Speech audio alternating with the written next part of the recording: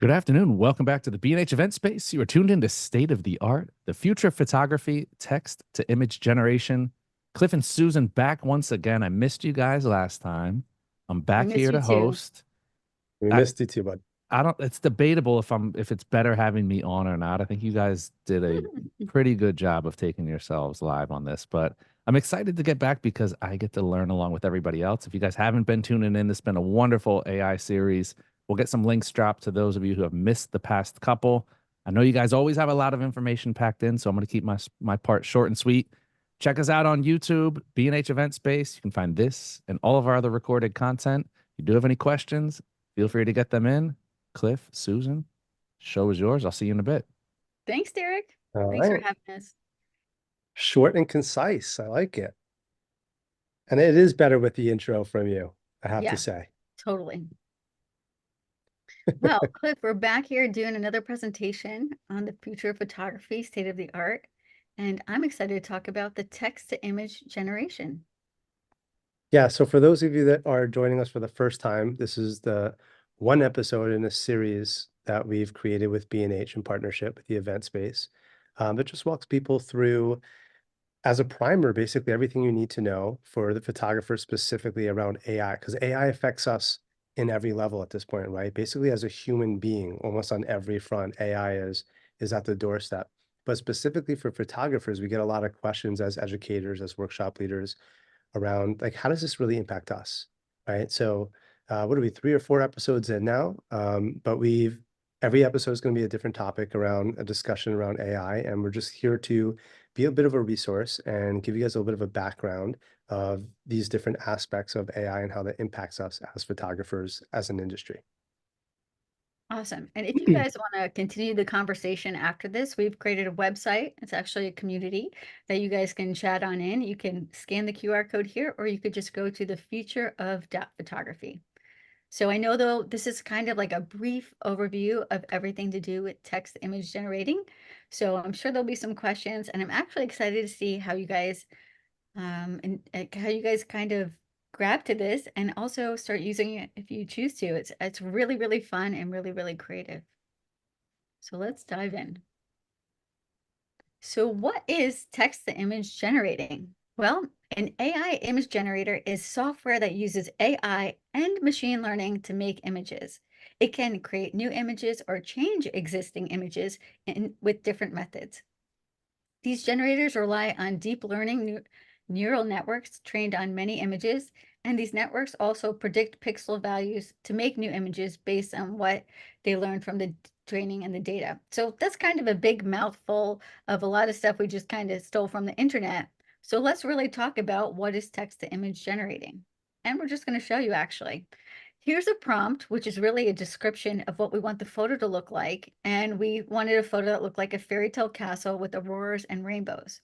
So with these AI generators, you add in a bunch of words, a description really, and they call it prompts, and you get images because there's AI learning systems that have had a lot of images inputted into them, and they're able to create new images based on the prompts or the words that we use to create images like this.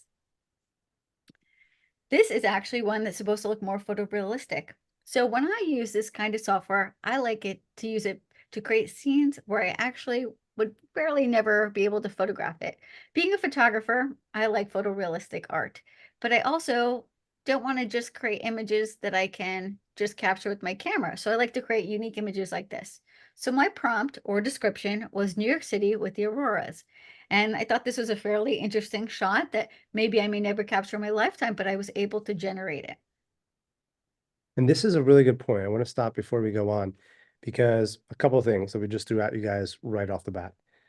Notice the word camera was never mentioned yet, right? When it comes to text to image generating, now we're generating images without even the use of cameras. And that brings up a lot of questions, like large questions, right? Like meta questions about what does this all mean? And, a lot of response, a lot of feedback that I hear, in the community is, well, why don't you just capture it? Right? Maybe you're not a real photographer, and how come you're not capturing things? Just go out there and put the work in. we put the work in, right? I mean, I'm in Portugal right now filming a drone class, and Susan's out in New York, and we're full-time working professional photographers traveling around the world. We put the work in to capture these locations. In fact, we live in New York City, and we were just out in Norway, right, a couple months ago shooting the Northern Lights. We have images of both, but what we don't have is something we can't create through reality, no matter how much work we put in, which is capturing New York City with the Northern Lights. So there's another spin on this. There's another take. There's another perspective on this, which is what about everything that our vision can create that our cameras can't capture? That's what this is really about, right? It's not just about taking the lazy route and, well, I'm not going to generate. And I had this like during while we're filming the drone course here in Madeira. It's like, well, we'll just create that. We'll put Cliff on a cliff flying a drone. We don't have to wake up tomorrow morning early. Like that's the one side of it that people get, but they don't understand the other side. The other side is, what about all those different photos that we can create because we can't capture? And that's what a Yeah. big part of this is. And it could be that they don't exist or they haven't existed yet. And I think we should actually look at this tool as a way to spark our creativity and Yeah. not a way that's going to eliminate photography. Because there's also that side of it too, where you're afraid that, hey, if we can use text prompting to create photos that look, or images that look just like photos, maybe photographers will be out of business. And I don't think I think there's a possibility that some jobs may fall out if we can do that, but I think that photographers are passionate and I think people want authentic images as well. So we're going to kind of dive into that a little bit later, but that is a Yeah. situation. And a precursor here, because I think maybe people will either point this out or not. There's already a couple of comments in the chat. Images versus photographs. Maybe we'll just do a little foreshadowing, right? But we're talking about images, right? Photographs are capturing light through a sensitive device that's able to collect those light particles. Images are generated. And so we kind of use them interchangeably, or we used to use them interchangeably. Now I think we need to be a little bit more specific and intentional, all of us photographers in the industry, to clear things up about what means what now, because those lines are starting to get a little bit blurred. And I do think we need a new term for this because it's not photos, even though it may look like a photo. It could be digital art, but that's kind of been around for a long time. So I think Cliff's right that we need to kind of come up with a new way to distinguish the difference between AI generated work versus photography work with a camera. All right, let's move on. So today we're going to be talking about obviously text to image generators, but the ones we've chosen are Adobe Firefly, Dolly, and Midjourney. So there's actually so many text to image generators. Some are actually even free. Dolly with Bing is actually free, and there's a couple other ones that we'll reference. So you don't actually need to pay for them, and it's kind of fun to mess around with.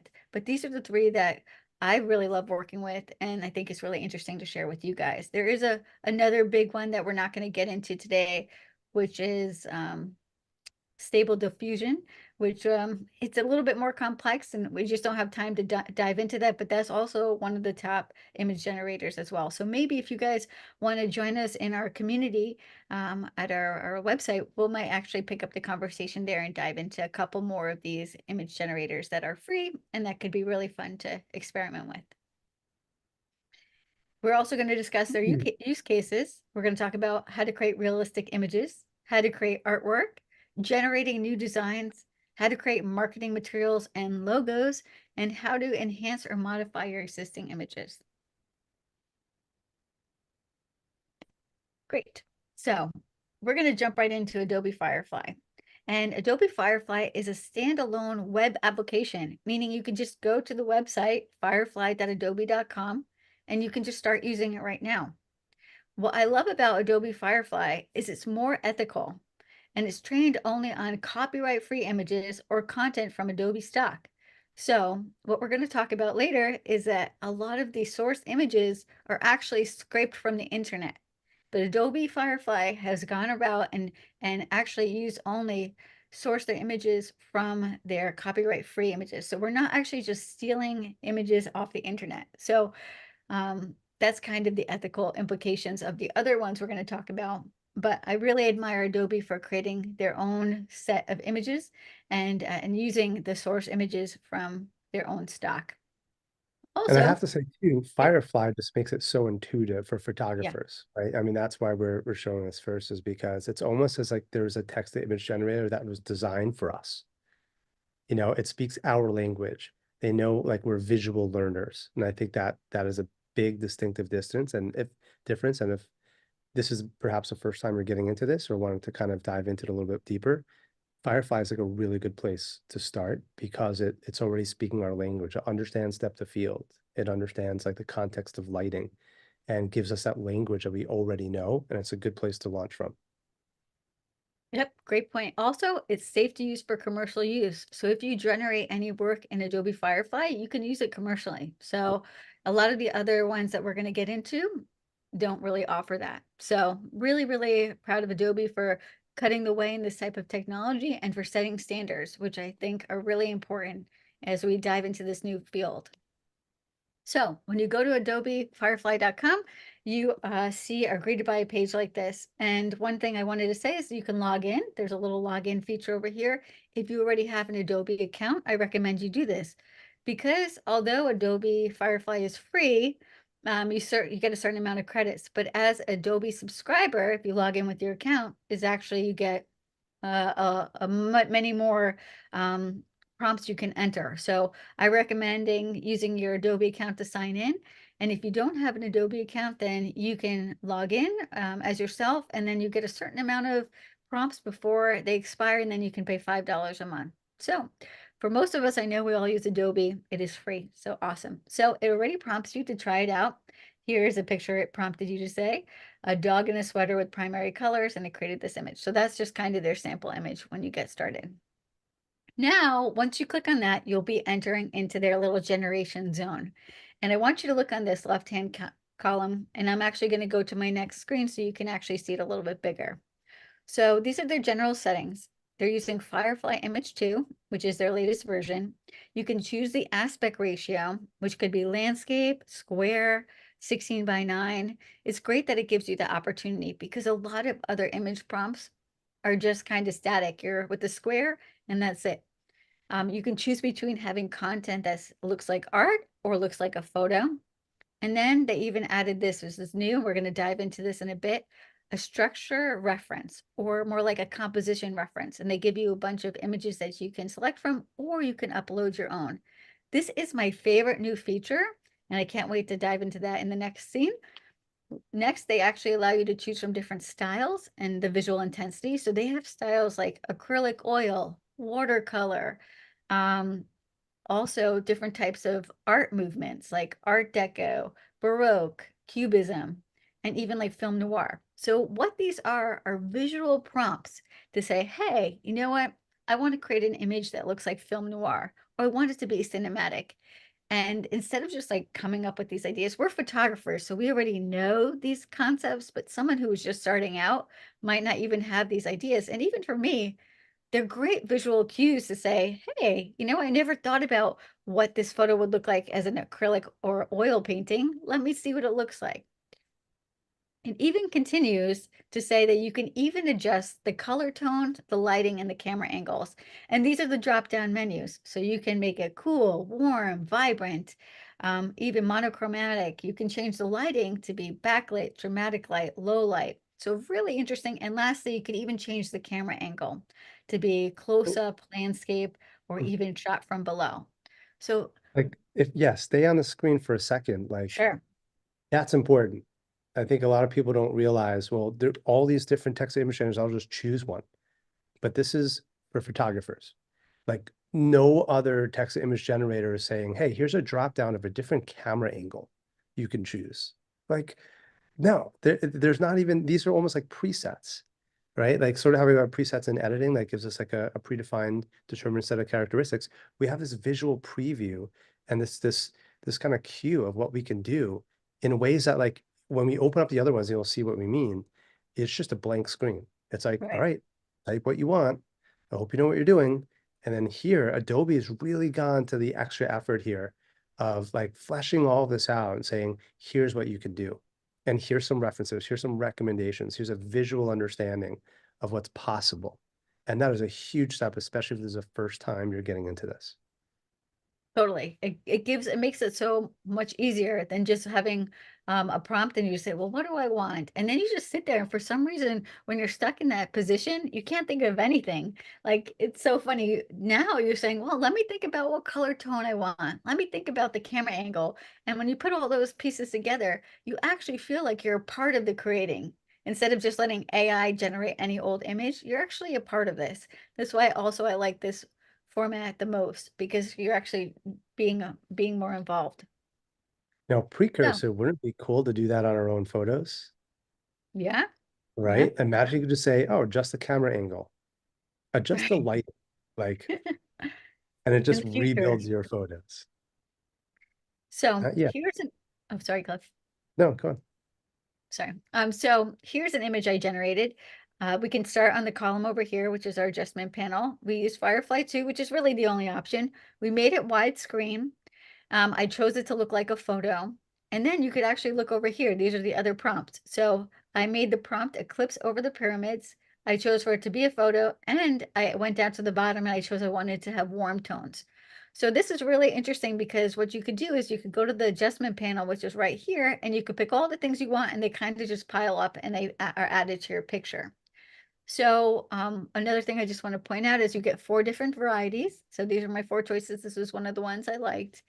And it's just really interesting how you can use their assortment of pictures to create images like this. And I picked the eclipse over the pyramids is because I just shot the eclipse. And if anyone else shot the eclipse, put it in the line. I think it was really pretty remarkable, especially if you were in the path of totality. And I hear that there will be an eclipse over the Middle East and maybe potentially over the pyramids. And I thought, wow, what would that look like? And I was like, hey, let me just generate that image. So that's how I kind of get my creative juices flowing. When I want to see something that may happen or may never happen, I'd like to check it out like this. So this is moving on to my favorite part that I mentioned called a structure reference. So underneath photo and art, there's something called structure reference, and you can actually upload your own image. So here's an image I shot of New York City. And I uploaded the image, and then I made the strength of the reference image to be full. So there's 3 different ways. You could have it in the middle and you could have it in low.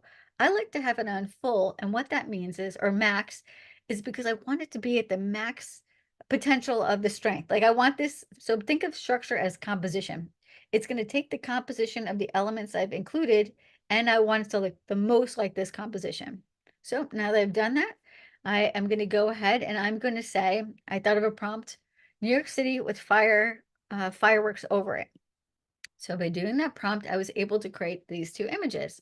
So this one I had photo selected and this one I had art selected. And again, my prompt was New York City at night with fireworks. And all I had was that structural reference. So I didn't have too many things.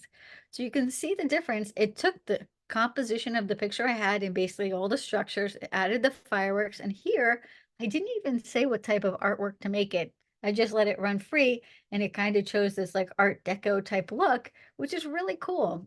For me, I'm not a painter. I don't do this. I don't do pencil work.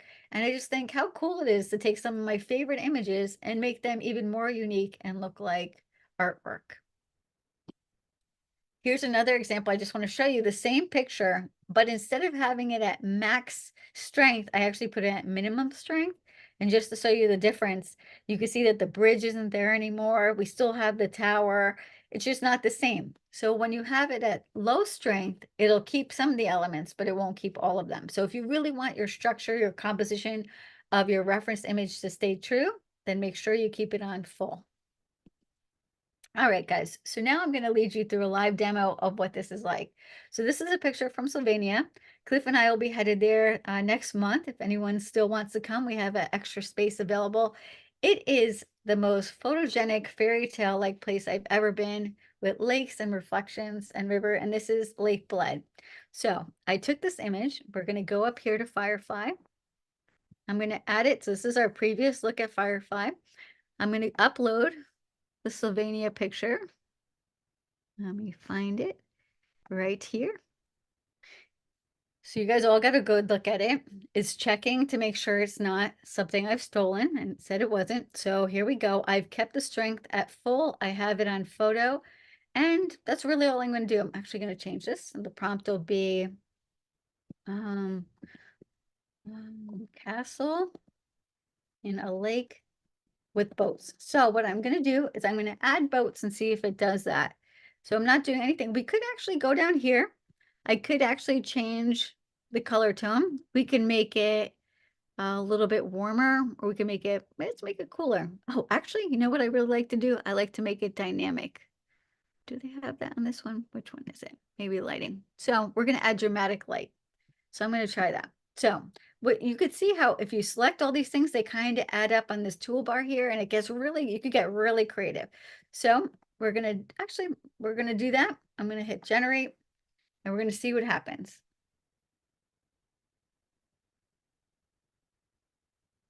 It takes like 3 or 4 seconds. Actually, I think Adobe Firefly is fairly quick compared to the other ones. It's going to generate 4 images, and you can see that it's kept most of the structure of the image. You can see the castle or the church on Lake Bled. It's added a couple boats. We could click through and see them.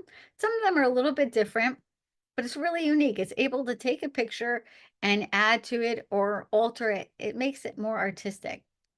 So you can see just by changing these things, we could change it into a watercolor. We could change it into a bunch of things. I'm going to go back to my presentation to show you a couple other versions that we were able to do. So here are a couple other versions, and I wanted to show you again. This one was when I had it selected as art, and this is what I had it selected as photo. So you can see the difference, that one looks a little bit more painterly and one looks a little bit more photogenic. These are other ones. This is, I think, noir. This is at sunset. You could even change the landscapes. I'm actually going to go back and show you guys one more thing in Firefly. So not only do we have the reference image that you can add from, you can actually go and change. Oh, one thing, actually, I'm going to do it over here. The reference image is here. When you go to photo, this is a really sneaky little menu, drop-down menu. You can actually say what aperture, shutter speed, and field of view you want. And that's only when you have photo selected. So instead of wanting to look like art, you want it to look like photo, you can actually alter these things. I don't really do this too much unless I had a very specific look, but it's great that it gives you this opportunity to do that. I'm going to close that up.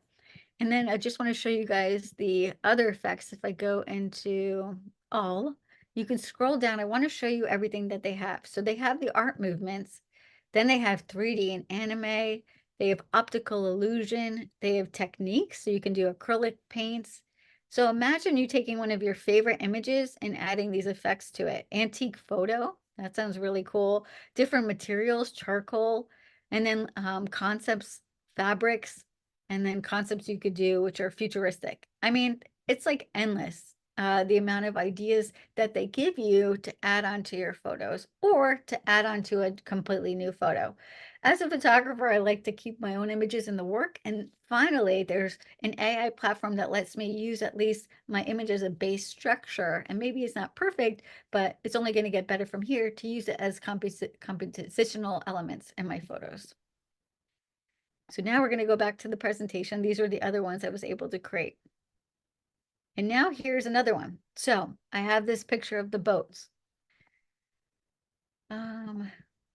Actually, I wanted to show you guys the boat picture, but I'll do it one more time. I'm going to go to the structure. I'm going to add the boat to the picture, upload. Here we go, Slovenia boats. These are also in Slovenia. And let's get a little bit wild. So we added a new boat as our structure image. We're going to keep the strength at 100%. We can also change how much we want the intensity of this to be. So let's go through. We're going to browse this gallery and let's pick watercolor because it's kind of fun. And there's a bunch to choose from. I'm going to choose this one that looks like flowers and just see what happens. So right now, if we look down here, we have a reference number as flower, or a reference style guide and a reference image. So lastly, let's change the color tone. Let's make it warm. So you can see how we just keep adding things. We could add different lighting if we wanted to. Let's do golden hour. Perfect. So now we've created a whole scene. We still have, oh, well, now we're going to put boats in the lake. So we're changing now the image. Remember, we have this structure here. We're going to hit generate. And it even gives you other prompt suggestions, which is really interesting. Boats in the lake with Milky Way and star trails. I mean, you could be here all day. This is so fun because once you start like generating imagery, you're like, oh, let me keep going with this. So if you look at the original image, which is the boats, it actually held to the structure very much. So you can tell it looks like a beautiful waterfall. Let's try and get a little bit closer. And now we have it at golden hour, and we have it with nice warm light. So you can see I still have my 3 boats. I have this kind of painterly watercolor effect. And to be honest, if I wanted it to be even better, I would say I don't want it to look like a photo. I want it to look like art. That's what I would just recommend as a tip. Change it to art when you want it to have more of an artsy feel. It's better. So let's go back, show you some other ones I generated with this. I had suggested sunset. This is another sunset one. Look how gorgeous it lit up this sail. I mean, AI is so smart.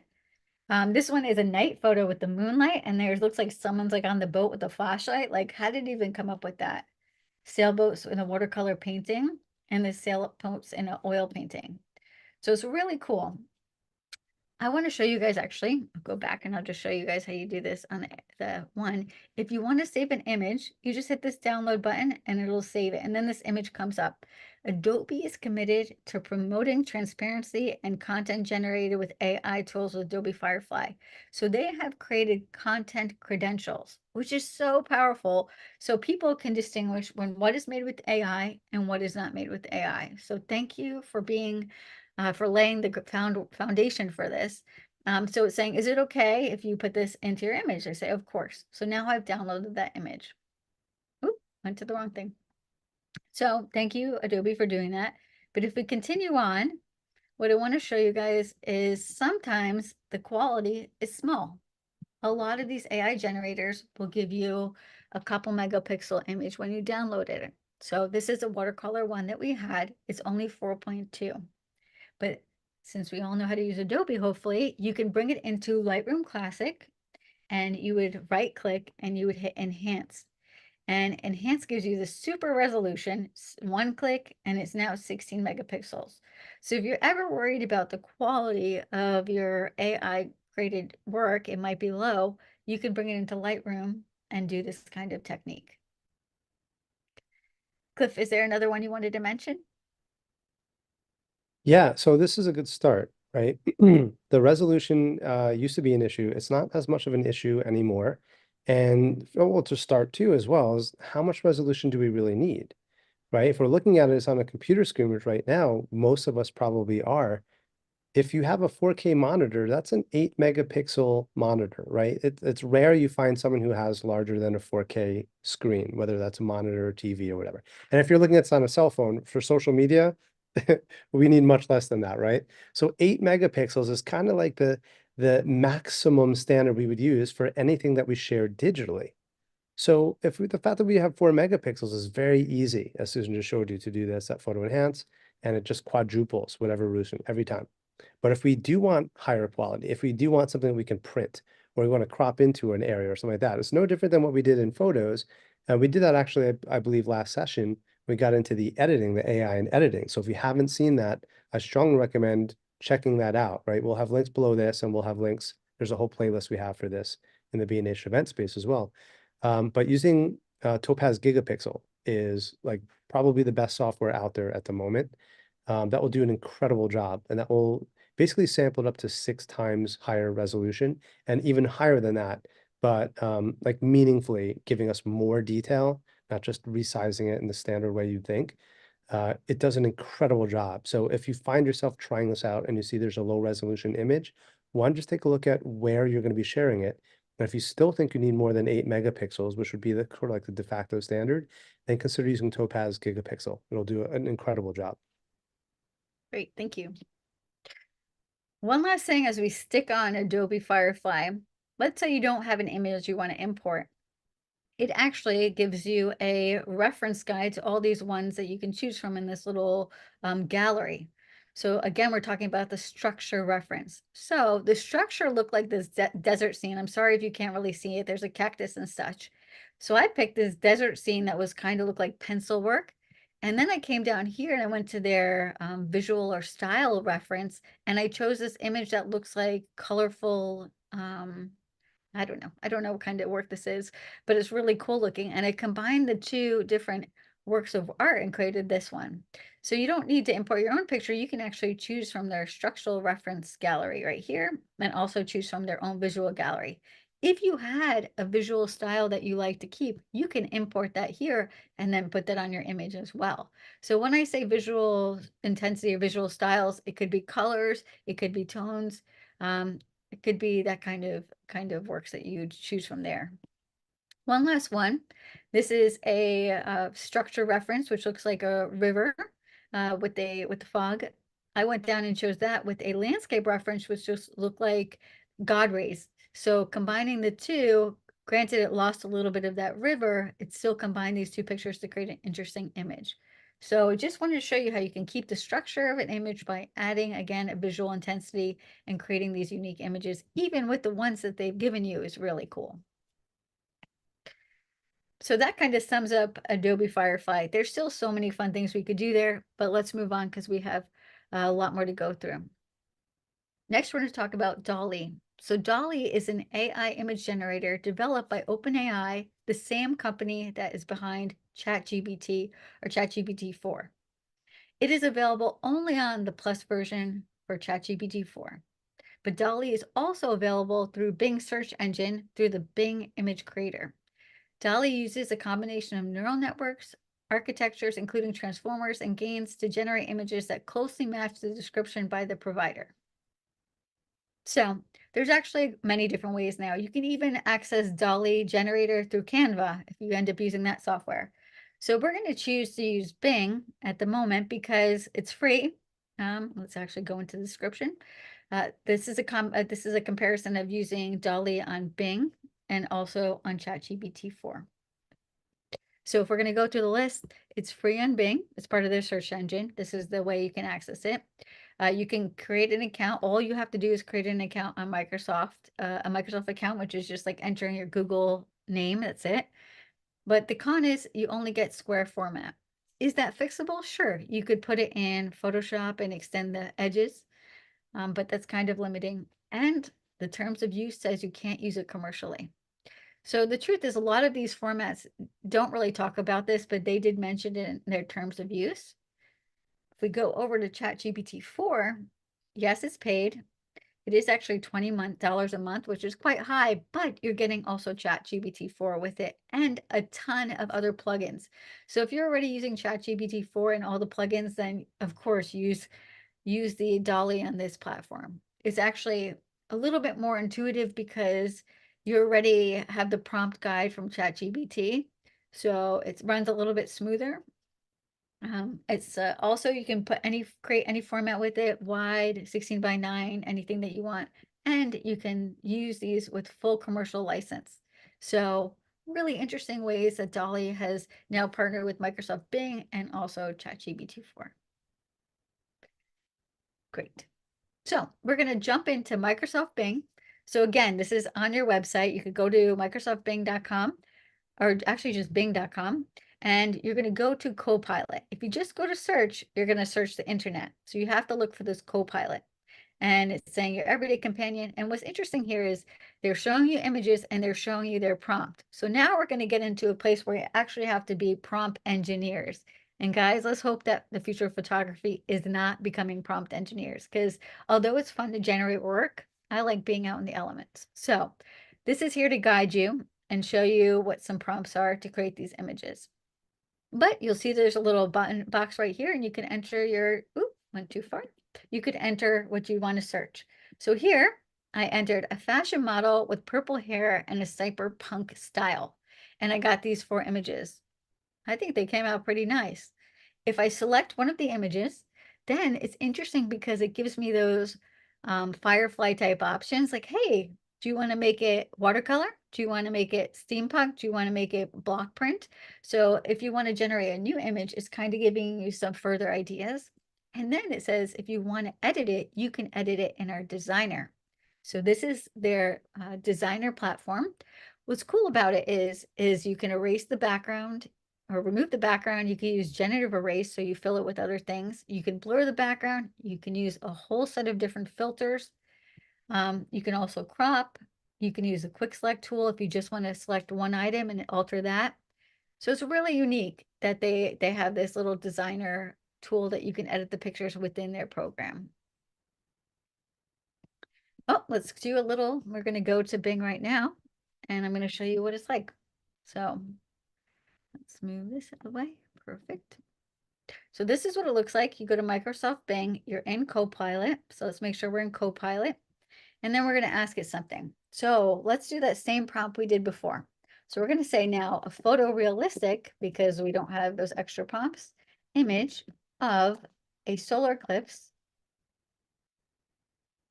over the pyramids. I'm going to give it a second. It takes a couple seconds. Everything's fairly fast, especially if you have a couple windows open at the same time. You can do multiple things. So it says, I'll try to create that. Well, thank you, Copilot. And look over here. It even gave me some additional prompts. Add some dramatic lighting, change the angle of view, make it a sunset eclipse. So you can see how they're all kind of building in the effects that Adobe Firefly is using. Wow, these are really neat. So if we click on this, it becomes a bigger visual, and we could click on each individual amount. Wow, maybe that's a lot of solar eclipse. Yep, that's a lot of solar eclipse. Wow, these are really unique. So I would have never thought to put all those people in my shop, but that's probably how it would really be in real life. But really neat. I mean, I've done this a bunch of times and never did it ever put people in it. So I think it's an interesting idea, and I think it's really cool. So if I wanted to download this image, let's say I loved it, I would just say download it. And if I wanted to edit it more, I would take it into the customize, and it would take me into the designer module. So this is all free, guys. It's pretty cool. You can't use it commercially, but it's really fun to design with. So let's go back to the presentation. And now we're going to head into Midjourney. So I'm curious if anyone in this group has used Midjourney before. All right, so Midjourney is kind of one of the granddaddies of doing text to image generation, along with Dolly. And it's a little bit more complicated. It's not as user-friendly because it's on a platform called Discord. Discord is what a lot of people would know with is gamers use this as like a chat group, chat rooms. So it's interesting that Midjourney chose Discord to have their whole platform, and hopefully they're moving off of Discord. They keep saying coming soon, they'll be on their own website, but at the moment they're still using Discord. So in order to create a Midjourney, you're going to subscribe to Midjourney, you're going to subscribe to Discord. Unfortunately, Discord's free, but Midjourney is now paid plans, and the cheapest one is $10 a month. Then you're going to join your Midjourney server and your Discord server, and then you're going to go to a chat room. So if you guys need a little help walking through this, if you decide to do Midjourney, let me know. I can walk you through it. But this is what it looks like with the chat rooms, and this is what it looks like when you prompt. So another interesting feature of Midjourney is to use the prompt /imagine. And then this little prompt window pops up, and then you have to enter it after the black box. So here I prompted photographers of the future and their gear. And these were some of the selections I got. I'm kind of surprised. I was hoping the future photography would look like, you know, little sunglasses where I blinked and the pictures were taken with my eye or something. But here it looks like there's a lot more equipment and it looks pretty heavy. But regardless, still really innovative. Their usage of creating these people look really accurate. They look realistic. You can notice their hands are actually pretty good. Normally, if you look at humans in AI, you'll notice that their hands can be kind of wonky, but they really nailed it in these pictures. I think most everyone's looks pretty good. You really have to look hard to see if it was an error, but really, really beautiful work. And that's why I choose Midjourney a lot, because it creates such a diversity of different looks depending on your prompts too. But these ones I was thinking, I Googled the meaning of life. This one was like robot takeover. This one was like a structural. I wanted to get those hands kind of reaching for each other, robots. It didn't quite come out, but still looked cool. This is beauty. This is fantasy. This is more realistic. So it's really interesting to see how many different looks you can create. And it's really your prompting that guides you in Midjourney. But I think it also has the most fantastical looks. So sometimes most realistic, most fantasy, because it's also been around one of the longest. So they have the biggest database of images. So it's really That's interesting. actually a good point too. Midjourney has been around for a while, but it's drawing from a much, much larger sample, right? Because it's accessing basically all of the internet and it's crawling everything. And there, there is debate about whether that's legal or not and everything else. And the argument is that they're only taking such a small portion of every image that it gives you as a result is completely unique to itself. It's not borrowing enough from any single one image to warrant, in a legal case, someone's claim to copyright infringement, for instance. But essentially, what makes this so interesting, and this is, I think, perhaps, and tell me if you think otherwise, Susan, perhaps the most realistic or the most detailed, because it has a much, much, much larger sample size than, for instance, what Firefly can give us at the moment. And that may be changing over time.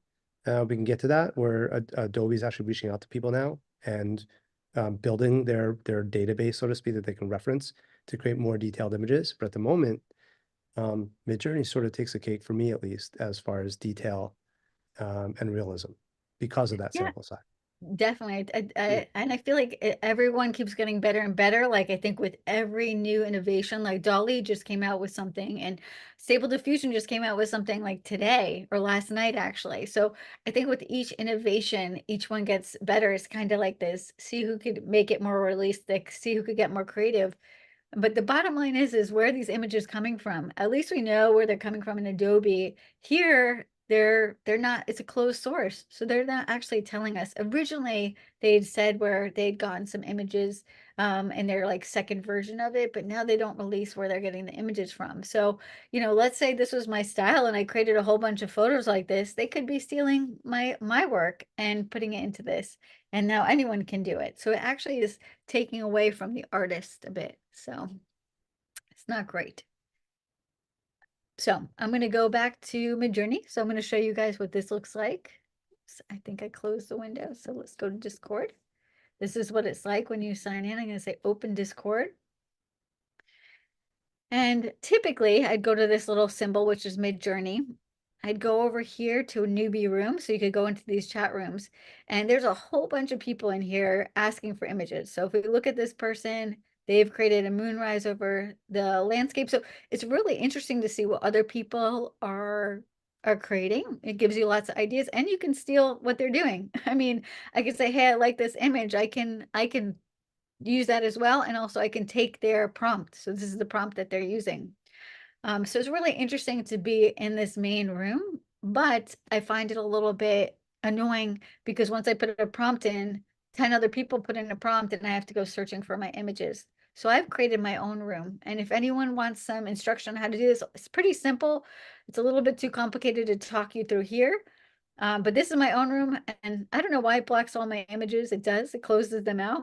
But these are some of the images I've created. So I'm going to go down here and I'm going to create my own little thing. So in order to use Midjourney, I have to use slash, and then you can see imagine prompt, the prompt pops up. So I'm going to click on that. So if you clicked out here, you're not actually in the prompt. You actually need to make sure you're in the little prompt box. And I'm going to use that same one I've been doing. Photorealistic image of the eclipse over the pyramids. So it's going to create that. I'm going to show these other ones in the meantime. And you can see it's working. It's saying fast. And they have like a unique way. Oh, there's another version of it that I created earlier. So you did get to see it.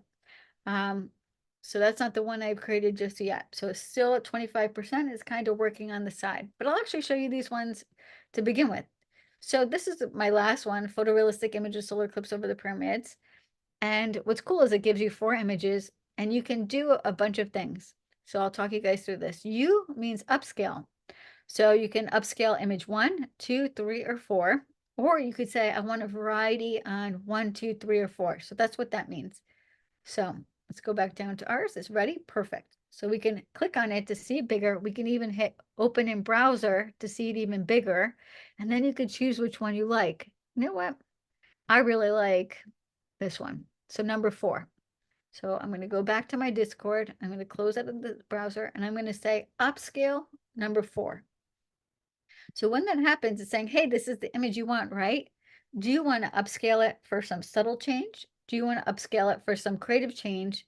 Do you want to vary anything about it? And do you want to vary anything very strong? Or do you want to vary a region?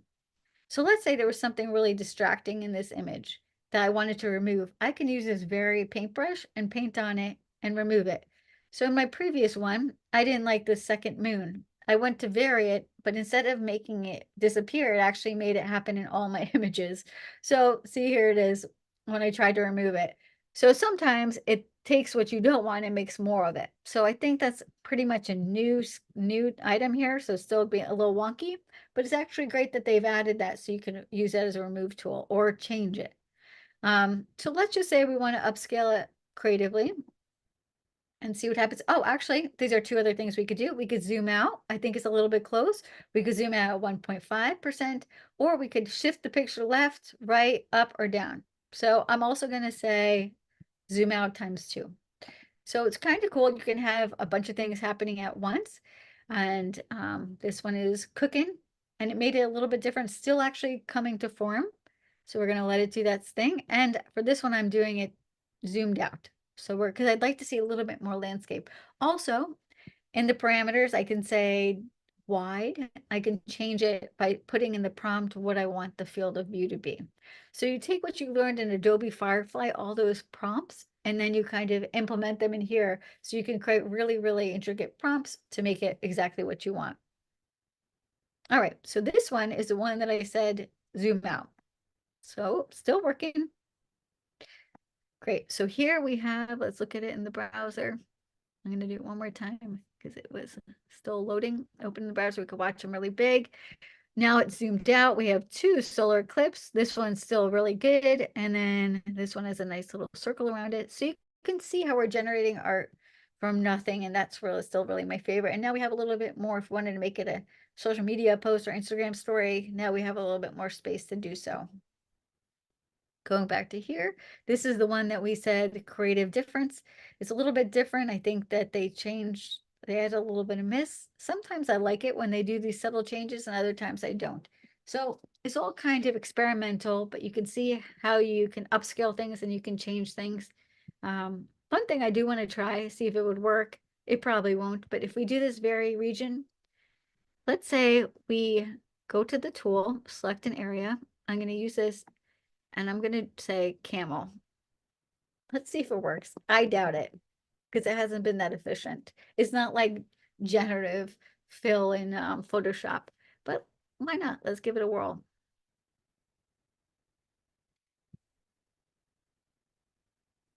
So yeah, pretty cool, right? You get 4 images, you could upscale. Oh, let me show you the last bit. So if you want to download your images, the easiest way is to go to my Discord.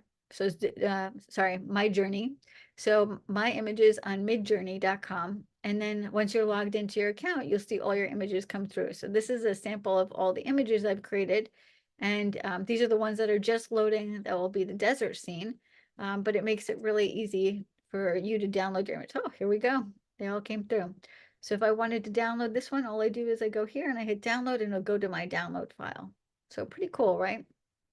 Let's go back to Discord and see what happened. Did we add a camel? Nope. Oh, actually it's still working. So let's forget about the camel. It's taking a little bit too long. Let's go back to the presentation. This is one other cool thing about Midjourney is that they added something called character reference.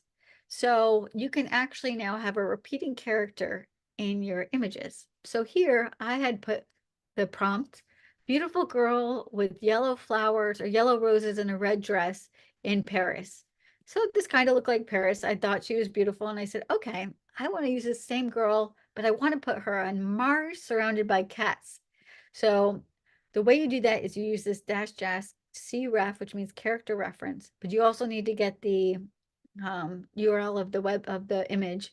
If anyone wants to do this, I can talk them through it. It's a little bit more complicated for here. And I said, okay, she's on Mars surrounded by cats. But you know, I thought the cats looked funny. I used that same tool to select the cats and I put add dogs. So I got the dogs here. And then I said, same girl, can you put her on a horse with a castle? So, I mean, for photography, maybe this isn't, maybe you could use this for your style guides. Maybe you could use this for, you know, an upcoming art project. But it's really interesting that now that you can have a repeat character, you can even make yourself repeat as a character in here if you use your own image, but it's not as good as if you use a character generated by Midjourney. Great. So that's kind of wrapping it up Midjourney for now. There's so much more we could go into, but I wanted to show you guys a little comparison of each of these text to image generators with the same prompt. So the prompt was fairy tale castle with rainbows and auroras. This is Midjourney's version. This is Firefly. This is Bing's. This is Bing with Dolly, and this is Bing with, or this is Dolly with ChatGPT 4. And then this is something called Ideogram. I recommend checking this out. Ideogram is also free.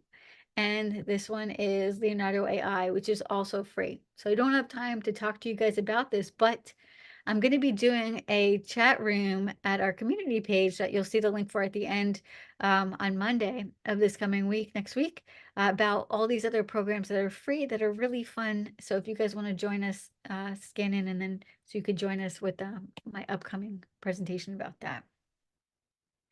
So now we're going to get into a little bit heavier stuff.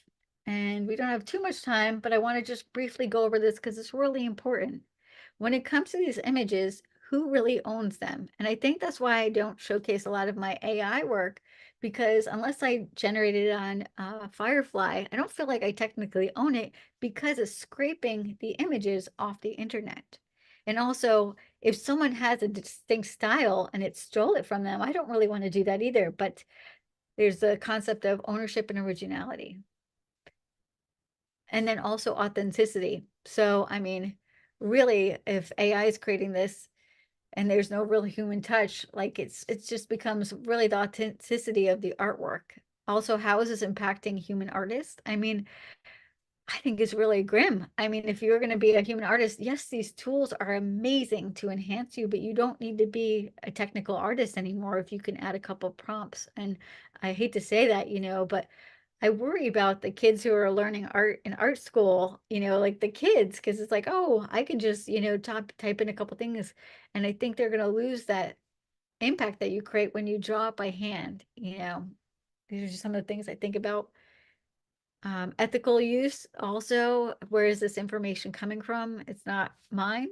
And is there any legal implications? The transparency, a lot of people don't say where the images are coming from, but also if I created an image, I will be completely transparent that it is made with AI, but a lot of people don't. They kind of claim it as their own artwork. So where do we lie with that? Like, do you have to be transparent, and up to what point? If you edit a picture in Photoshop, do you have to say it was edited with AI? Or do you need to edit something on Midjourney and then it's AI? So we need to kind of come up with these stipulations. Also respecting copyright laws. This is to say that not using copyrighted work images without permission. There's a lot of images are being used without having any by dismissing any copyright issues, and also the loss of the human touch. So something to really be considered before you jump on these things, how you feel about all of this, and maybe choosing a platform that is better for you and better for your ethics. We're going to quickly go over some fun use cases, because it's not just, it's very fun. We can create new logos. So B&H was awesome. And I thought maybe we could create some new logos for B&H. Maybe they'd be into this. And an interesting thing when you're creating text in your pictures, make sure you put it in quotes. So here my prompt was logo for B&H in quotes that is involving cameras. And I did it a couple different times to get a couple different techniques. And sometimes it doesn't get the letters right. Sometimes it was BHH. Sometimes they're a little bit mismatched. They're still working on that. But it is really cool. I actually put my own company, Photor Adventures, in it, and it actually got it correct. So it's come a long way. So check it out. A lot of these text to image prompts can do logos now. You can also create interesting pet portraits. I know Cliff has a client who does this, but if you have well-loved pet and you want to make it his portrait more into art, you could bring it into Firefly and make it look more like a painting. And also you can maybe sell people pictures of their dogs that look like this, you know, like it's like people love their pets and I feel like they also love to like have unique imagery of their pets. So this is a really unique way to capture this. And this was actually using that reference structure. So I put in this picture and then I got this one out and I put in like a dreamy, dramatic light look and feel to it. You can also create surreal art. So I think this is supposed to be a Roman church with the Milky Way above it. And here is a temple with the solar eclipse and double moons. You know, I think this work is really beautiful and it's really easy to create surreal art by just putting in some prompts. And these were created in Dolly. Lastly, you could create some interesting patterns just by putting some text prompts. This one was colorful repeating patterns. This was nature patterns. And this one was patterns with food. So you could get really interesting effects. And maybe you could use this in your social media or use it for any type of marketing as background material. And lastly, you can modify your own images. So we saw how fun it was to take this picture of the sailboat and AI modify it. So I actually love this one a lot because of that backlight. And it gives me ideas on how maybe if I go back to this scene, what I could create. So it's also an idea generator. So thank you guys for joining us. This has been really fun to kind of go through all these image generator techniques, and I hope we have spawned some creative ideas for you guys. If you guys would like to continue the conversation, do check out the future of photography, future of dot photography. Don't forget that dot, or scan this QR code because we're going to be continuing the conversation, and I'll have some more resources. I'll actually put this presentation online for you guys to download at our site so you can have the information to reference. Do we have any questions? And Cliff, are you Oh, still we there? do. Cliff, we Yes. lost Cliff. He's still there. I see Oh, him I'm still moving. here. I'm just learning. Every time Susan takes over in this regard, I just learn. So it's important I to was learn. doing the same. I was playing. I have to eat crow. Of course, our viewers didn't hear it, but right before we went live, I had shared my experiences with Adobe's AI, but it's only been the generative AI within Hmm. Photoshop. Yeah, I yeah. did Sure, it's not. different. Yes. So It is thank you for different. opening my eyes to that. Because as you're as you're sitting there talking, guys, I'm like, hold on. I swing over here. I pull up Firefly. It's awesome. It's Yeah, so cool. Like I what you mean, can. you can really go down the rabbit hole by just putting in some prompts and just like generating new ideas. It's really fun. Really, really fun. Yeah, definitely. So I'm gonna start it with a question and give us time to get some more questions in. But when prompt writing, is there a, I guess like a best practices, like a quick like, do you have to type it in sentence form? Is it semicolons? If I have a bunch of just I want this, and this, and this, do you just list it? How do you write it Sure. out? I think the prompt guides are always kind of changing. So I'd say the best thing is to kind of say your subject, what you want it to look like, and then any additional information. So I don't know about the commas. I can't say I'm the expert at prompt guides. There's so many prompt guides out there, but that's what I typically do. I kind of say what I want my subject to be, what I want it to look like, and then what are the added things. Like I want these specific things. And then I think it also pays to pay attention to each one has their little idiosyncrasies. So if I do it on Midjourney, I know there's some things like dash dash style raw that will make it look more realistic. Or I have to put dash dash version 6. Like there are all these things that if you pick a platform, watch a couple YouTube videos on it because you'll learn that there's little things that you could do to make your picture look more or less like your prompt. And each one is different. They all have their own little codes and such. So I would just start off with the big picture. What do you want it to look like? And then think about how you could choose those effects in Adobe Firefly and add those elements into it. What actually, just one more thing, start off small and add the things so you can see if AI is understanding you. So if you start Mm, off with the main picture, then you could say, end at sunset and see what that happens. And make sure it understands that sunset because sometimes it could get lost and then keep adding on different elements to it. And we'll that's say, it. as far as prompts go, using Dali, because that's their like bread and butter is a natural language learning. Keeping it a little vague and then seeing the results. And if you like the results, it will give you the entire prompt. So you could say something like eclipse over the pyramids, and it will give you like a paragraph long prompt. And if you like it, you can Interesting. save that prompt and you can start saving the prompts that give you the results you like and discarding the ones that don't. And then eventually over time, you're going to build prompts that work for you. But Dolly is, I would say, probably the best one out there that will take just a little bit of a snippet of what you say and will expand upon it. And then you can copy that I'm and going to paste it show into other that. platforms. I'll show you guys what that means, but since I had this right here, if you need a little bit of learning, you could look at how in Firefly, they actually put the prompts in the pictures. So you can Hmm. actually look at their image, Oh, that's the awesome. inspire images. So you can actually see what they use to create these images. And the same thing goes for Dolly. So I'll go to ChatGPT real quick and show Cliff what he was saying. What about commercial stuff? Like if, like Blade Runner feeling or like, Hmm. will they incorporate anything? Does the AI understand stuff like that? Depends on the platform. Some Okay. platforms, so we should mention this because we haven't, there are caps, there are restrictions. So for instance, political figures, right? Because we have that like starting to become a real issue right now for Mhm. us as we enter into the election. Actors, famous, prominent figures, in our zeitgeist, so to speak, there are limitations and they're starting to put caps on them for good reasons. But it depends on the platform. Some platforms are very strict about that, other ones not so strict. So it does depend on the platform. So I'm guessing Adobe is going to be one that's going to be more restrictive as far as is it more like a legality thing? You don't want to Yeah, open yourself up to, I mean, obviously totally. deep fakes make sense because we've Yeah. already seen a ton of stuff with Adobe that, will be but the most strict, but they're also the most creative, right? So where they okay. lack in one, there's a real benefit in the other.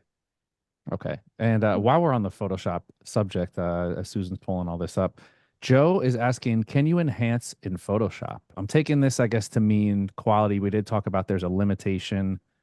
I was back here playing with like GFX 100S files to see like what does it do with when you have a high resolution file that it plays with. Is this a Sure. possibility? Is there anything for enhancement? What if you want to blow these up huge? What's your options? Sure, sure. So that's a great question. I just want to finish what Cliff was Mhm. saying. We did this just in ChatGPT. We got the robot with the Blade Runner feel. This is the caption it tells you. So if you're really interested in using prompts, because we're using Dolly through ChatGPT, it tells you here's the prompt. Here are the images of the futuristic Blade Runner inspired urban setting. So you can kind of copy that prompt and bring it into something else. But let's say we wanted That's to bring awesome. this into Photoshop. So I just downloaded it. I'm going to go into my downloads. I'm going to drag it into Photoshop. Here it is. And Cliff's probably the master of this. But if you wanted to do the expanding on the side, let's say you wanted to be a horizontal picture, we can, ratio, original ratio, we can kind And of look at make the it. top of her screen where it says generative expand. If this doesn't work for you, you need to make sure it says generative expand at the top of the See screen, this? This is the right important there. part. Yeah. So we don't want to expand too much because there's only a certain amount that it will be good quality. Is the generative expand going to give you a better result if you're working off of an AI generated image versus an actual photo? Does it matter or oh It wow. does. The Yeah, less that detail. looks way better. Yeah, isn't that crazy? That's awesome. The less detail, the better, right? So it works better Mhm. on art, for instance, and photos, or photos of a sky, for instance, rather than like green grass with a lot of texture. But to specifically answer your question about the enhance, there actually isn't an enhance necessarily inside of Photoshop. The enhance is just the resizing, specifically in Lightroom. But in Photoshop, you would go to image resize, and that you can actually upscale the image there as well. Okay. Yeah, exactly. So right here. Right, Is and that you'll what you see do? because we have that box resample checked, now you can enhance it to around 4 to 6 times, you'll see really good results. I Okay. still like to use Topaz Resize. I feel like it's just a little bit more intuitive and slightly better results, but honestly, you get some really good results Ah. just inside of Photoshop. Do you think we'll hit a point where the images are created as like a PNG or like a lossless, so like a file that is almost like a vector where you can have unlimited resizing? Are we getting there? Is it already out? It probably is. So here's the thing, as just as like a fun thing to do, you can kind of just go to YouTube and type in, realistic AI generated, and you can hear the comments. You can watch the videos of the people commenting saying, this is never going to get to a point where it's going to threaten us photographers. This is like Mhm. years out of the way. And then you can find the same people like months later, not years later, months later saying, I was totally wrong about this Right. because this is moving so fast. Like, so technology, as we know, usually within every 18 months, right? It's supposed to double. AI is doubling. It's not even doubling. Like every 6 months, it's about tenfold what would take 18 months just to double. So think about that. Like at that Mm. pace, it is literally impossible for us mere humans to understand just where this is going to be. Like forget like a year and a half out, 6 months out, realistically. Right. So for me to say that we're not going to get there would be just, at the very least unprofessional, but just very nearsighted. So I would say, yeah, like having vector images, if you think about it, what we just did in Photoshop, what Susan just did in Photoshop, we took an image and then expanded it, right? We create something from nothing. That's what this entire presentation of is, creating something from nothing. And then just now we're starting to get to a point where we can input our own photos and then expand upon it, right? We just saw that too. So then it's a natural conclusion to think or to know at some point in the very near future. It's not about whether it's if, it's about a measure of when, and that when is going to be whatever metric we use sooner than we anticipate it to be in just about, historically speaking, every single scenario. At that point, it's absolutely going to be a case where we'll be able to expand anything to any size because we're no longer taking pixels and saying expanding it in the traditional way using general fractaling.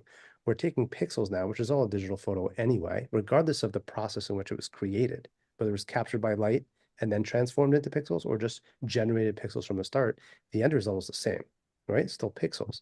And at the end, if you think about it, if it's pixels, then once the computer or the AI understands what that is, down to the pixel level, they can create that at any scale you want it to.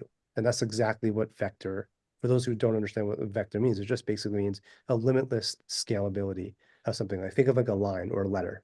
A letter is not pixel based, right? It's a vector based, so you can resize it Mm. infinitely. Right now, our photos are pixel based. That's not going to be for too much longer. The second that we can take these pixels that are rather than just photos and just repurpose them, because the AI will be able to do that to any size we want to. And we can do that sort of already at the 4 and 6x scale. But what about we can do that at the 10 or 20 or 30x scale? Then it's basically resolution is like a non-issue. It's effectively a non-issue. And almost like right now, resolution is almost at a point where it's a non-issue, which is crazy, right? I mean, I'm filming this photography course right now here in Portugal, and we have all these different drones. I mean, B&H, you guys would love us right now. We have a table, just like a dozen drones, right? And then all the other gear. And it's at a point where like I have drones here that are shooting 20. I have drones that are shooting 48 megapixels. I have other drones that are shooting 12. Sometimes it's even the same drone. And it's almost like not even an issue for me. I don't even concern myself with that because 12 or 48 is basically, I can make whatever I need to with any of that resolution. So as long as we have enough, and even then you're going to find out. And if you're not sure about this, we actually did cover this on the previous, the one where you weren't a part of this, Derek, if I remember correctly. Know Go what you're back and talking about. watch it.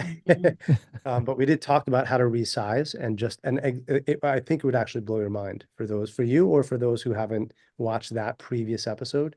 Go back and watch that because I did demonstrate that. And it's crazy. And it's not just like, oh, like in theory, what we do is we take like an old family photo and think about that, like from a personal level, what it looks like and take an old family photo that's black and white, that's all kind of ripped up and torn and small resolution, and we can breathe life into it. Mm. It's like a very powerful thing to Wow. do. And we're already there with that. So yeah, absolutely. Vectors is going to be like a small jump into that quite soon, I think, sooner than we think. I mean, Willy Wonka put an entire meal in a gobstopper decades ago. So Good what are we point. waiting Yeah, for? was it the The never never-ending ending gum, gobstopper. right? The gum that like never ends. Yeah. I'm Let's still get waiting to. for that. I'm still waiting for it. Yeah. Forget the pixels. I want that. Yeah, One totally. last question will slip in here, and this is a good one. From Edwin joining us.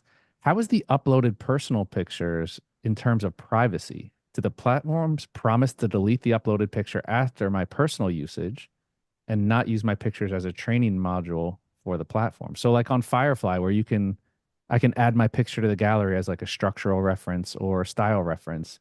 Does that become part of the model? Great question, Edwin. Yeah. I think it will depend on the platform, unless you want to take this, Susan. No, I don't have a realer, so I'll Okay. let you. So I it does will depend throw on the this platform. out. We have Jack and Ed that come on and they've There we been go. delving Yeah. into some of this. So we do have a answer and question and answer session with an actual attorney.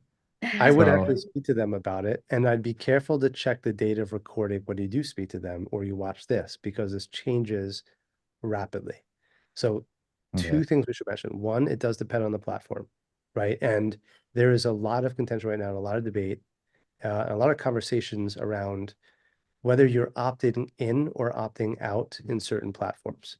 And just Google that, and whatever platform, for instance, even your website, because this is something that came up with Squarespace recently, right? Where they're automatically opting in for some people and automatically opting out. So now we're getting to a point where you might not, you might even be having this be an issue and you don't even know about it, because you're automatically opting in under the default settings, and you have to know enough about it to opt out in certain circumstances. So there's too many platforms to talk about that. But the other thing is this, and because the bigger question is, am I at risk, right? So on the technical side, sure, it depends on the platform and whether you're defaulted to opt in and opt out and all that. But from a personal standpoint, the bigger question is it my aesthetic? Is it my look, right? Is it my copyright? Like, to which degree do we own our artistry? And hopefully we're at a point where our significant aesthetic intent is recognizable by a large enough group of people that can be attributed to ourselves, right? That's the bigger, like, concern yourself more with that than someone stealing a part of your photo, because the bigger question, or the bigger issue is, the bigger concern is, are they stealing enough of your photo to actually significantly attribute whatever happens to that photo to your authenticity, copyright? And the answer is basically no. Like, to be very clear, it's not. When you're pooling from millions and billions of files and a large enough scale of images, there's not one single photo, and this has been proven out through court, so ask Jack about this. It's not attributed to, there's not an enough of a signature attributable to any single one photo or even group of photos from one artist that they can, like, rightfully stake a claim where this is a steal, you know, or a grab on rights from my copyrighted work. So I don't see it as an infringement because of the pool, the scale is so large. Yeah, and there's gray area there for sure. But that would be a bigger concern of mine as an artist. Like, I would way more focus on my artistry and getting to a point where it's recognizable by a larger group of people.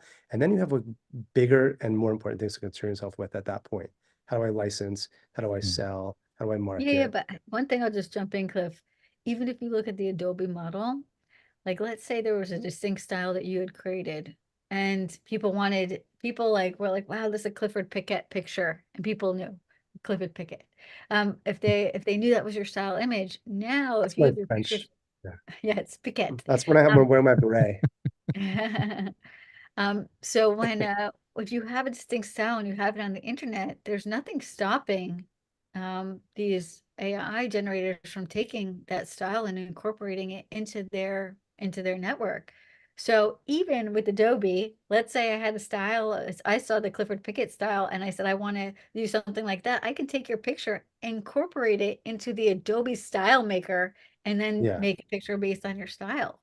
So Yeah. even when you come up with this unique thing, it's tough. People can still replicate it.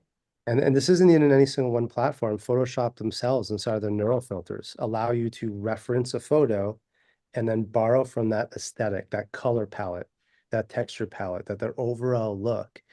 And so there isn't really a way. I mean, every which way we split it, we're splitting hairs here, right? If you don't want people to steal or borrow your aesthetic look, then don't share it on the internet, period.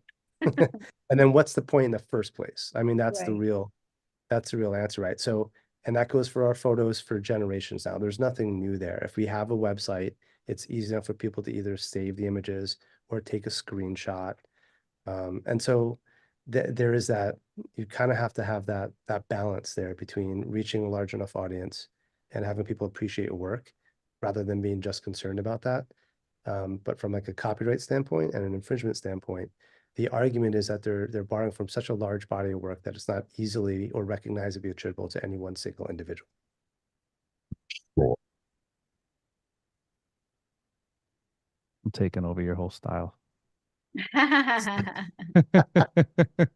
going to take longer than one video to try to Oh craft and create man. and match that. No, let's just bring back the really gaudy watermarks. I think everyone Yeah, has there one we from their go. past that you look back at old pictures and you're like, oh my God, did I really Do you put that know in the that in watermark. pictures? the original AI days, they were actually getting the Getty watermark in the pictures that you were creating? So if I Ah, like put in a prompt, they would see the visual of the that's Getty because they were great. stealing them from Getty. That's Now the awesome. watermarks are like, there's actually a website that it's something like watermark. It will just remove the watermark in one click. It's so easy to remove now. Like that, it's something that it's a false sense of security when you use a watermark. And you're letting people who are going to do the right thing, do the right thing, right? And the people who are going to do the wrong thing are going to do the wrong thing anyway. Yeah. Um, so the watermarks are just there for, it's a false sense of security if you use that. But what you could do is a reverse image search, right? So if you wanted Mhm. to, because the Mm. question is not whether or not someone borrows or steals your image. I'm saying borrow in air quotes here. The question is whether or not they have money to pay for their infringement, right? Mm. So if someone just borrows it and puts up a website, sure, what's the impact and what's the recourse? But if New York Times borrows it or Apple uses it to sell their next iPhone or something like that, well, then that is actually worth looking into at that point, right? And ask Jack about that too, because that's what I learned in law school was basically, all right, wherever that infringement is, the very first question is like, what's their resources? How big of a pool of money do they have? Is it juice worth the squeeze? So Mm. you can take your own images, for instance, and you can do a reverse image search. Just like you can search for text on Google, you can do a search for images on Google. And then you can see where your images show up in other websites, other platforms, other media, for instance, if it is in fact your own images. Now that does sort of go down a rabbit hole a little bit about the ones you create through text to image generators. Are those your images? That's a whole nother conversation, right? If you're generating it from scratch using Midjourney, are those your images? Because other people can actually take those images and use them. What rights do you have at that point? Because you didn't capture it. It wasn't your camera. You didn't press the trigger.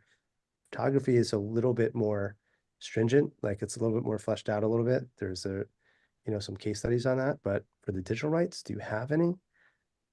That I do becomes want a to little bit jump more in interesting because real right quick. now in Midjourney, you can copy people's prompts and recreate it. Back to what you were just saying about protecting your images, there's a company called Nightshade that allows you to add like I don't know if they call it like a bomb or something. So if AI starts to copy your work, it'll be like, oh, this is a picture of a beautiful handbag, but or maybe it'll be a picture of a cow. But when they go to AI tries to steal it, it'll say, no, this is actually a horse. Or and they give the wrong prompt. So eventually, if you steal enough information from this person, they're gonna think a handbag is a horse, and like they'll just it's like bombing them with the wrong information. That's great. And it's called Nightshade. It's a way to kind of, it's new technology. I just learned about it today. I was like, that's interesting if you really care that Interesting. much.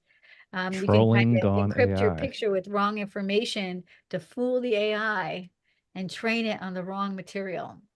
That's awesome. Until it runs into Yeah. somebody like me who's like, this is great. I actually like this better. Yeah, right.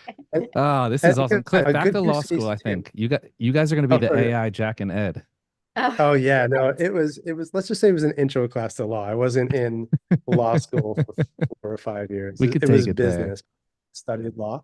In fact, that class decidedly made sure that I did not continue into law school. So That's how you yeah, became a don't photographer. speak to me if you have any legal questions. Disclaimer right at the bottom. Yes, the But legal something we stuff should will mention, yeah, go ahead. yeah. yeah, speak to Jack, please. Like give If him a you want to link talk under to the this because illegal I want stuff, to field that's those when you talk to questions. Cliff. Cliff's all about the illegal stuff. There we go. Yeah, totally. Yeah. If you have any shady questions, Nightshade, speak to me. But a good point is this too. What Susan mentioned a couple of times as well is sort of either directly or indirect way, was when you create these images and you share them, just be careful about where you share them, obviously, but you just also want to make sure that you're focusing more on your artistic style.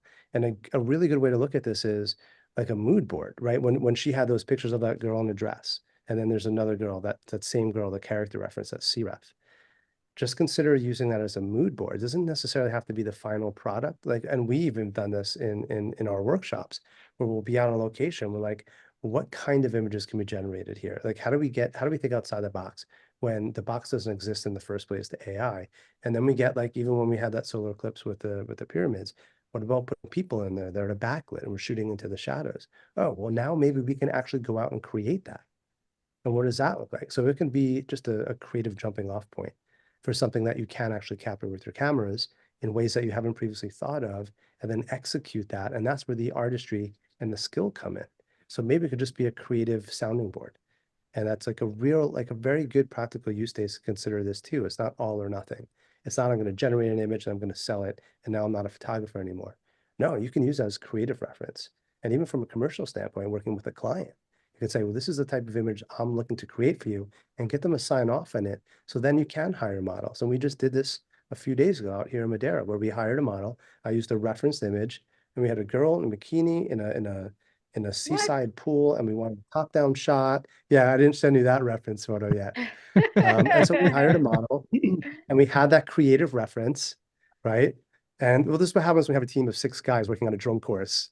But no, we really did have a creative reference, and we had a style guide, and we spoke to the model, and we said, this is what we're looking to create. And we showed up at a certain time in certain light, and we executed that based upon a creative vision that started off as a digital image, right? That we use as a sounding board. We didn't take that image and just like pan it, put it off. We created that image, but that creative input was actually very helpful for us to create that final product. Cool. Interesting. Great point. Before we go, Cliff, is that plant real? I don't even know what's real with you anymore. That totally looks like an AI generated back. That looks like something I type in when I generative fill. Okay. There's This no is way. how you know it's real. First of all, it's a lot harder to do this with video than photo. So that's one way, but that's only going to last a few more months, because everyone knows, don't believe everything you see in photos. But I was at Adobe soon, Max and they were doing it with videos. Anything you see in videos. This would be a lot harder. They're doing generative fill with videos now. I'm not buying it. That thing. All right. Okay. Again, Wonka put a kid in a television. All right. All right. I'm gonna buy it. I'm gonna believe it for now. Want to thank you guys again, especially for staying. We're gonna believe it. We're gonna have to get you guys back in person. So like, it's real person. Check for like circuit boards and all that. No, thank you guys again. This series is just awesome. So again, we put the links there for those of you who have not got caught up to speed. Where are we at now? What is this, part 4? I think so. I believe so. It's just like, the way AI is moving, we're just going to keep this an ongoing series. We're going to just start like Part podcast 110. episodes. Yeah, exactly. Well, always great to have you guys on. Cliff, enjoy the rest of your travels. Travel safe. Susan, I'm sorry you're stuck here with me in the rain in New York, but Cliff is living it up over there for us. So huge thank you to you guys again. And to all of our viewers out there, if you haven't checked us out again, check us out on YouTube at B&H Event Space on there. We thank you guys all for tuning in for this free educational content. Huge thank you, of course, to Cliff and Susan for once again enlightening us on the world of AI. And that is it. We have all we have for now. Another edition of the B&H Event Space now in the books. Catch y'all next time.